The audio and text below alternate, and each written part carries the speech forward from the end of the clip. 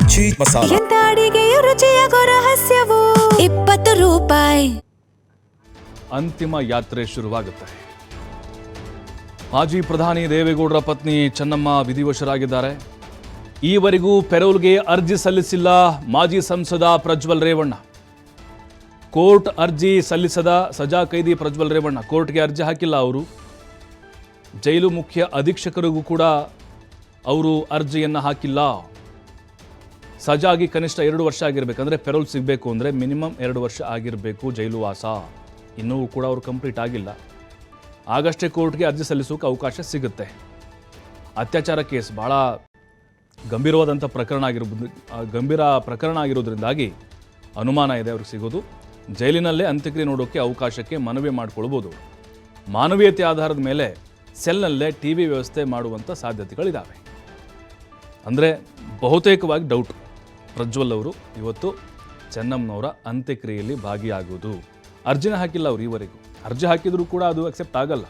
ಯಾಕಂದರೆ 2 ವರ್ಷ ಆಗಿರಲೇಬೇಕು ಸಜಾ ಕೈದಿ ಅವರಿಗೆ ಜೈಲು ಶಿಕ್ಷೆ ಆಗಿ ಅಥವಾ ಜೈಲು ವಾಸ ಅನುಭವಿಸೋರು. ಪ್ರಜ್ವಲ್ ಅವ್ರದ್ದು ಇನ್ನೂ ಆಗಿಲ್ಲ. ಮತ್ತು ಗಂಭೀರವಾದಂಥ ಕೇಸ್ ಅತ್ಯಾಚಾರ ಪ್ರಕರಣ ಆಗಿರೋದ್ರಿಂದಾಗಿ ಅವಕಾಶಗಳು ಸಿಗುವಂತಹ ಸಾಧ್ಯತೆಗಳು ಬಹಳ ಕಡಿಮೆ ಇದೆ. ಮಾನವೀಯತೆ ಆಧಾರದ ಮೇಲೆ ಅವರು ಅಧೀಕ್ಷಕರಿಗೆ ನನಗೆ ವಿಡಿಯೋ ಕಾನ್ಫರೆನ್ಸ್ ಮೂಲಕ ಅವಕಾಶ ಕೊಡಿ ಅಥವಾ ಒಂದು ನನಗೆ ಟಿ ವಿಲಿ ಚಾನಲ್ಗಳಲ್ಲಿ ಒಂದು ಅವಕಾಶ ಮಾಡಿಕೊಡಿ ಅಂಥೇಳಿ ಕೇಳ್ಕೊಳ್ಬೋದು. ಅದನ್ನು ಮಾಡಿಕೊಡ್ತಾರೆ ಅಧಿಕಾರಿಗಳು. ತಮ್ಮ ಅಜ್ಜಿಯ ಅಂತ್ಯಕ್ರಿಯೆಯ ದೃಶ್ಯಗಳನ್ನು ಅವರು ಟಿ ವಿಲಿ ನೋಡಿ ಕಣ್ತುಂಬಿಕೊಳ್ಳುವಂಥ ಒಂದು ವ್ಯವಸ್ಥೆನ ಮಾಡಿಕೊಡ್ತಾರೆ ಅಧಿಕಾರಿಗಳು. ಇಲ್ಲಿವರೆಗೂ ಅವರು ಜೈಲು ಅಧೀಕ್ಷಕರಿಗೆ ಅರ್ಜಿಯನ್ನು ಸಲ್ಲಿಸಿಲ್ಲ. ಪೆರೋಲ್ಗೆ ಸಂಬಂಧಪಟ್ಟಂತೆ ಅರ್ಜಿ ಸಲ್ಲಿಸಿದರೂ ಕೂಡ ಅವರಿಗೆ ಅವಕಾಶಗಳು ಸಿಗುವಂಥ ಚಾನ್ಸಸ್ಗಳು ಬಹಳ ಕಡಿಮೆ ಇತ್ತು. ಹಾಗಾಗಿ ಈಗ ಹೋಗಲಿ, ನನಗೆ ಅಜ್ಜಿಯವರ ಅಂತಿಮ ದರ್ಶನದ ನಾನು ನೋಡಬೇಕು, ನಾನು ಬಹಳ ಹಚ್ಕೊಂಡಿದ್ದೆ ಅಜ್ಜಿಯವ್ರು ಅಂದರೆ ನಂಗೆ ಪ್ರಾಣ ಅಂಥೇಳಿ ಬಿಕ್ಕಿ ಹತ್ಬಿಟ್ರು ಅವರು. ಮತ್ತು ಯಾವಾಗ ಅವಕಾಶ ಸಿಗೋಲ್ಲ ಹೊರಗಡೆ ಹೋಗಲಿಕ್ಕೆ ಅಂತ ಅಂದಾಗ ಅಂದರೆ ಅವ್ರಿಗೆ ಗೊತ್ತಾಯಿತು ಕಾನೂನಾತ್ಮಕವಾಗಿ, ಆಗಲೂ ಕೂಡ ಒಬ್ಬರೇ ಏಕಾಂತಕ್ಕೆ ಮೌನಕ್ಕೆ ಶರಣಾಗಿಬಿಟ್ಟಿದ್ರಂತೆ ಪ್ರಜ್ವಲ್ ರೇವಣ್ಣ. ಈಗ ಫೈನಲಿ ಒಂದು ಟಿ ವಿ ವ್ಯವಸ್ಥೆ ಆದರೂ ಕೂಡ ಮಾಡಿ ಚಾನಲಲ್ಲಿ ನೋಡಿ ನಾನು ಕಣ್ ತುಂಬಿಕೊಳ್ತೇನೆ.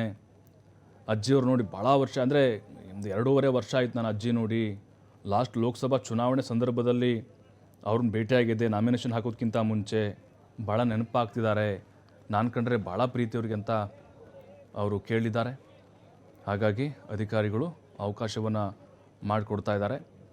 ಇನ್ನು ಈ ಸಂದರ್ಭದಲ್ಲಿ ಬೌದ್ಧ ಬಿಕ್ಕುಗಳು ಕೂಡ ಬಂದಿದ್ದರು ನೋಡಿ. ಬೌದ್ಧ ಬಿಕ್ಕುಗಳು ಕೂಡ ಈ ಸಂದರ್ಭದಲ್ಲಿ ಬಂದು ಅಂತಿಮ ದರ್ಶನವನ್ನು ಪಡೆದಿದ್ದಾರೆ ಚೆನ್ನಮ್ಮನವ್ರದ್ದು. ಬಟ್ ಇಲ್ಲಿ ಪ್ರಜ್ವಲ್ ರೇವಣ್ಣ ಅವ್ರು ಬರ್ತಾರೆ ಅನ್ನೋದು ಭಾಳ ಚರ್ಚೆ ಆಗ್ತಾ ಇತ್ತು. ಬರ್ತಾರಾ ಇಲ್ವಾ, ಬಂದರೆ ಹೆಂಗೆ, ಯಾವ ಥರ, ಎಷ್ಟು ದಿನ ಪೆರೋಲು ಅಂಥೇಳಿ. ಬಟ್ ಈಗ ಅವಕಾಶಗಳು ಬಹಳ ಕಡಿಮೆ ಇದೆ. ಯಾಕಂದರೆ ಅದರದ್ದೇ ಆದಂಥ ಕೆಲವೊಂದಿಷ್ಟು ನಿಯಮಗಳಿದ್ದಾವೆ.